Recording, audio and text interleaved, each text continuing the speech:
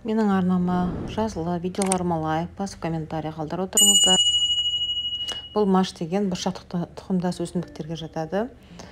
Машты барлықтарыңыз да білесіз, кез келген магазиндерде сатылады. Осы маштың бір ғана стаканын алып, мен жақсылап жуып алдым да, үстіне кәдімгі су құйып, бір түнге осылай қалдырып қойдым. Біз енді бұл маштың құрамына көптеген витаминдерге байыту үшін бұл машты біз өсіреміз. Үй жағдайында машты кәдімгідей өсіреміз.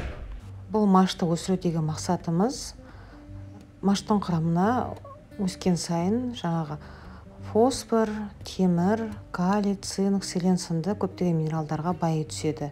Біз бұл машты өсіріп, күнделікті тағамымызға қоса отырып, салаттар жасап жей отырып, организмімізге тегін витаминдер аламыз. Яғни табиғи жолмен аламыз витаминдерді. Жаңа өздеріңіз видеода көріп отырғандай жуып бір түнге қалдырдық.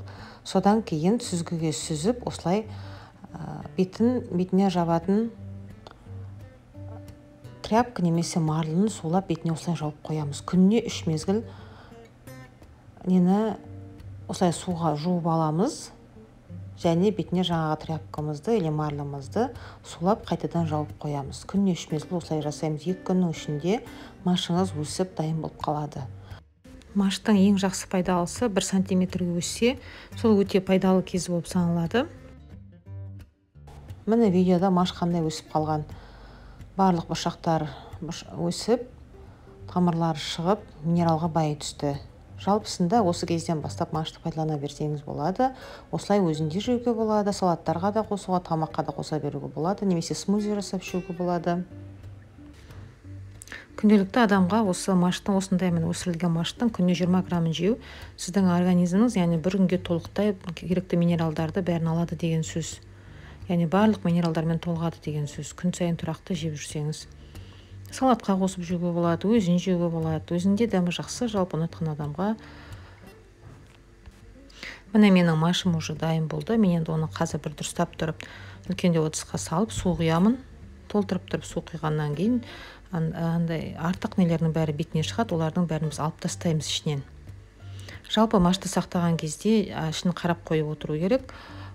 Себебі жаңағыдай бүлініп жатқан маштарды алып тастау керек болады, іріктеп. Сондықтан да сіздер жасар кезде өздеріңізге жеткілікті тез жеп тастайтын қалып, аздап қана өсірсеңіздер болады. Күнделікті жеуге мен осындай контейнерге өзіме пайдалануға, әзірше пайдалануға 2-3 күнге жететін машымды осылай салып қойдым. Мен мұны холодильникке саламын осы ыдысыммен. Және қалғандарын осылай бөлікке бөліп, бір пайдаланып тастайтындай қылып бір бөлікке бөліп, кәдімгі мешочекке салып, мен мұздатқышқа мұздатып тастаймын. Керек уақытында сәл жібітетін қылып, бір порциядан өзіме қажеттісін осылай мұздатқышқа салып тастадым. Ал жаңағы банкідегімді мен кез келген даже кәдімгідей банкілерге де салуға болады. Осылай салып, құрғақ күннің көзі түспейтін қараңғы жерде сақтайсыздар. Тоңазытқышта да сақтауға болады. Аузы жабық банкіде тұрса, или шкафтардың ішіне саласыздар.